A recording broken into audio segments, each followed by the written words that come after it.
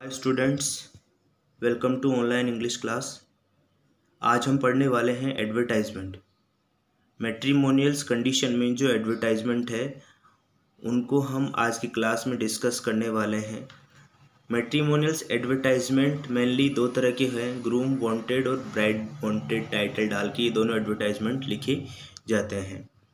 तो सिंपली आप समझ सकते हैं कि इस तरह की एडवर्टाइजमेंट में कोई रिलेशन की मैच की रिक्वायरमेंट होती है और उस रिलेशन के लिए हमें डिज़ायर्ड डिटेल्स देनी होती हैं कि हमें किस प्रकार का मैच एक चाहिए होता है और एडिशनल क्या क्या डिटेल्स जिस पर्सन के लिए यानी जिस कैंडिडेट के लिए, चाहे वो मेल हो या फीमेल हो, जिसके लिए भी हमें एक मैच चाहिए उसकी डिटेल भी हमें मेंशन करनी होती है। तो जैसा आप देख पा रहे हैं एडवर्टाइजमेंट की पहली सिचुएशन है मैट्रिमोनियल एडवर्टाइजमेंट। तो मैट्रिमोनियल एडवर्टाइजमेंट में जो टाइटल होने वाला है वो दो ही टाइटल होंगे, या तो ग्रूम वांटेड होगा या ब्राइड वांटेड होगा। इसके अलावा जैसा मैंने प्रीवियस क्लास में बताया था कि एडवर्टाइजमेंट एक शॉर्ट कंपोजिशन का ये इंपॉर्टेंट टॉपिक है जिसकी वर्ड लिमिट उतनी है जैसे नोटिस में थी, यानी 50 वर्ड्स की वर्ड लिमिट में आपको ये एडवर्टाइजमेंट लिखना है। एडवर्टाइजमेंट जो है हमारे सिलेबस में ये सब क्लासिफाइड एडवर्टाइजमेंट है, यानी कोई जनरल या टीवी एडवर्टाइजमेंट नहीं है। तो जैसा आप देख पा रहे हैं कि यहाँ एक क्वेश्चन लिखा हुआ है, उस क्वेश्चन को आपको सबसे पहले रीड आउट करना है। क्वेश्चन को रीड आउट करने के बाद हमें ये जज करना है कि एडवर्टाइजमेंट जो पूछा गया है वो किसके लिए है यहाँ पर, यानी कैंडिडेट जो है वो कौन है और किस तरह का मैच यहाँ पर रिक्वायर्ड है। तो जैसा आप देख पा रहे हैं क्वेश्चन में कंडीशन दी हुई है कि यू आर सुमित शर्मा, आप सुमित शर्मा हैं, living at 74 Ramnagar Sirsi road Jaipur, कि आप सिरसी रोड जयपुर रामनगर में रहने वाले सुमित शर्मा हैं। You are looking for a suitable match और boy for your elder daughter. तो सिंपली समझ में आ रहा है कि आप एक सुटेबल बॉय की तलाश में हैं, किसके लिए? फॉर योर एल्डर डॉटर, अपनी बड़ी बेटी के लिए। तो कंडीशन ये है, ड्राफ्ट एन एडवर्टाइजमेंट, एक एडवर्टाइजमेंट लिखें in 50 words to publish in matrimonial column of local newspaper, कि लोकल न्यूज़पेपर में मैट्रिमोनियल्स कॉलम में पब्लिश करने के लिए आपको एक एडवर्टाइजमेंट यहाँ लिखना है। तो क्वेश्चन सीधा से समझ में आ रहा है कि सुमित शर्मा को अपनी एल्डर डॉटर के लिए एक मैच ढूंढना है। तो ऑब्वियसली एल्डर डॉटर के लिए कोई मैच चाहिए, तो एक बॉय चाहिए, एक ग्रूम चाहिए। तो ग्रूम की रिक्वायरमेंट के लिए जो टाइटल होने वाला है वो टाइटल होगा पहला ये ग्रूम वांटेड। तो जैसा आप देख पा रहे हैं कि नोटिस इस तरह से हमें इस फॉर्मेट में बनाना है। इस नोटिस में मेनली सबसे पहले आप टाइटल डालेंगे, टाइटल जो भी है सूटेबल क्वेश्चन के अकॉर्डिंग आप देखेंगे ग्रूम वांटेड या ब्राइड वांटेड होगा, यानी आंसर नंबर डालने के बाद टॉपिक का नाम लिख दो और फिर फॉर्मेट बनाकर सबसे पहले आप कैपिटल लेटर में थोड़ा बोल्ड टाइटल डालेंगे। टाइटल जो है वो ग्रूम वांटेड या ब्राइड वांटेड जो भी होगा उसे आप सूटेबल वे में लिखेंगे। उसके बाद हमें डिटेल्स लिखनी है इसके अंदर। तो जो डिटेल हम लिखने वाले हैं उसकी लैंग्वेज बिल्कुल फॉर्मल होगी, यानी आपको फर्स्ट पर्सन और इसके अलावा हेल्पिंग वर्ब वगैरह से बचना है। इस तरह की वर्डिंग आपको यूज नहीं करनी है, यानी जो पर्सन है उस पर्सन के लिए आप सिंपली थर्ड पर्सन की लैंग्वेज यूज कर सकते हैं। सेकंड, एडवर्टाइजमेंट में क्या क्या डिटेल भरी जाए या कौन कौन सी डिटेल जो है वो यहाँ पर लिखी जाए, तो उनको अच्छे से समझने के लिए कुछ पॉइंट्स को मैंने यहाँ पर ऐड किया है। जैसा आप देख पा रहे हैं कि कुछ ये इंपॉर्टेंट पॉइंट्स है, ये डिटेल आपको डेफिनेटली लिखने की कोशिश करनी है कि हाँ ये एडवर्टाइजमेंट में वो डिटेल है जो लिखनी ही चाहिए। तो ये पॉइंट्स वैसे आंसर देते वक्त आपको आंसर शीट में या नोटबुक में नहीं लिखना है, जो आपकी एग्ज़ाम की नोटबुक है, आंसर शीट है, उसमें नहीं लिखना है। ये केवल समझने के लिए अपने पास आप नोट कर सकते हैं।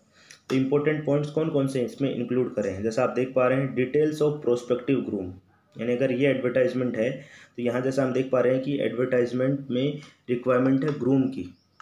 तो सबसे पहले आपको लिखना है डिटेल्स ऑफ प्रोस्पेक्टिव ग्रूम, यानी प्रोस्पेक्टिव का मतलब होने वाला, भावी, कि होने वाला जो ग्रूम है उसकी डिटेल आपको लिखनी है कि वो लड़का या वो जो ग्रूम है वो कैसा होना चाहिए।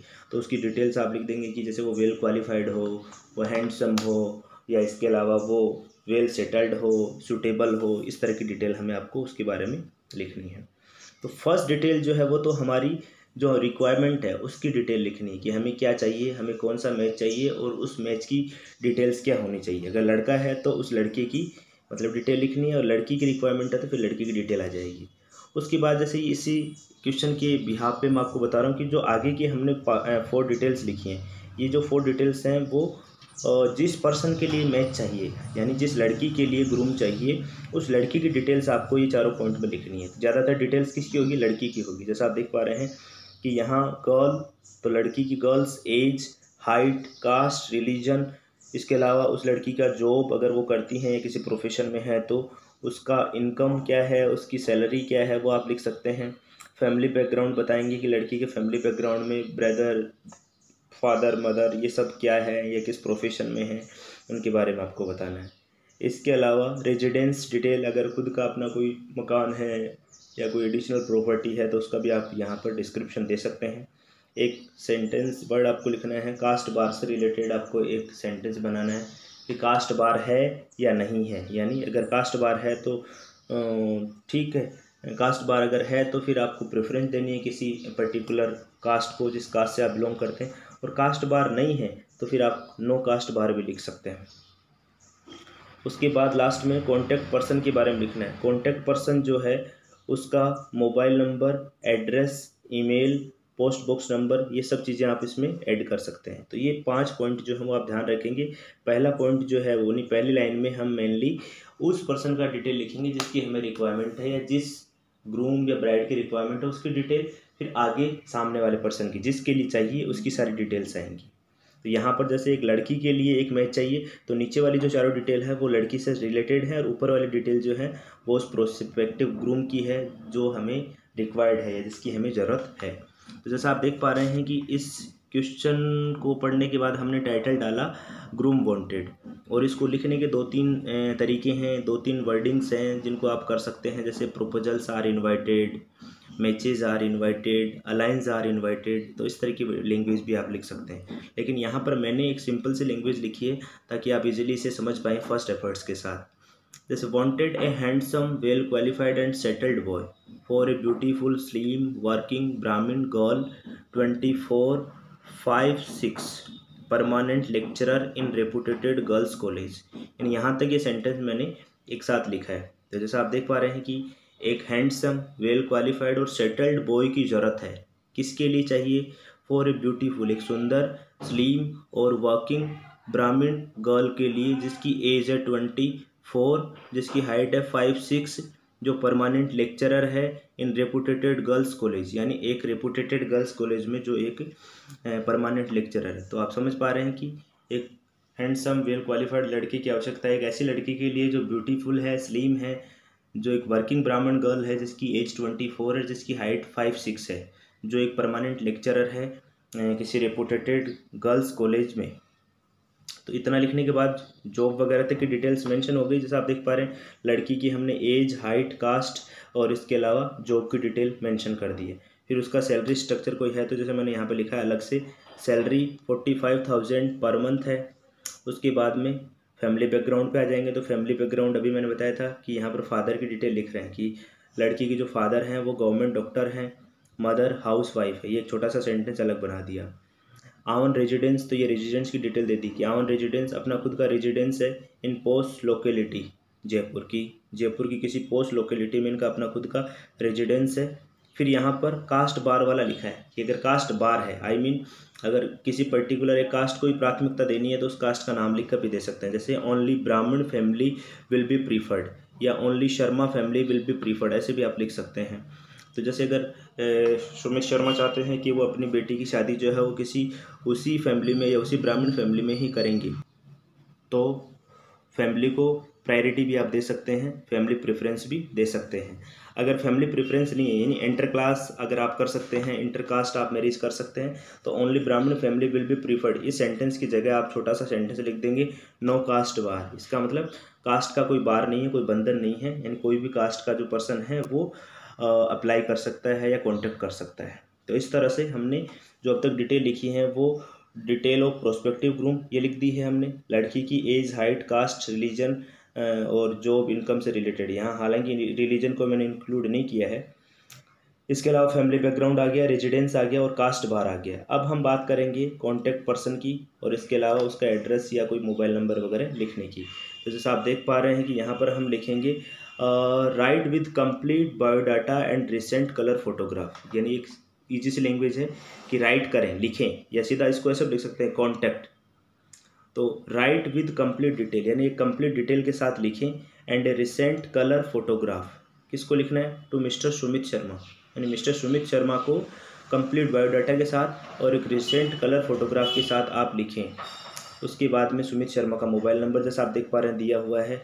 सुमित शर्मा का ईमेल एड्रेस कोई भी है वो आप मेंशन कर सकते हैं, जैसे मैंने लिखा है सुमित शर्मा 54@gmail.com।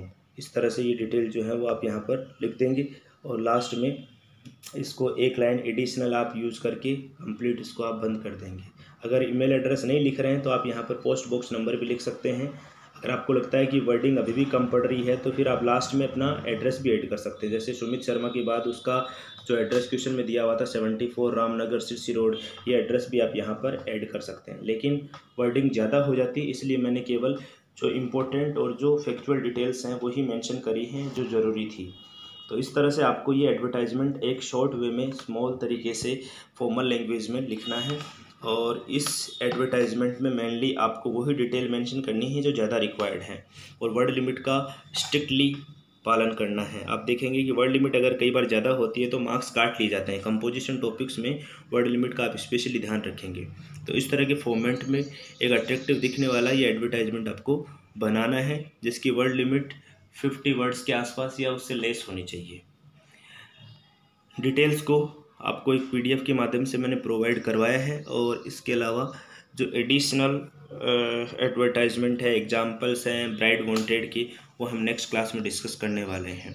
तो आप इस क्वेश्चन को अच्छे से रीड आउट करेंगे और फिर क्वेश्चन को समझ करके इस एडवर्टाइजमेंट को लिखेंगे। इसके लिए आप अपने गाइड या फिर किसी पासबुक की भी हेल्प लेकर आप इसे ईजिली समझ सकते हैं और इससे रिलेटेड जो और अदर एग्जांपल हैं उनको भी आप फॉलो कर सकते हैं। लेकिन जो डिटेल्स मैंने मेंशन करी हैं वो मेजर वो डिटेल है जो किसी भी तरह के मैट्रिमोनियल एडवर्टाइजमेंट में आप लिख सकते हैं।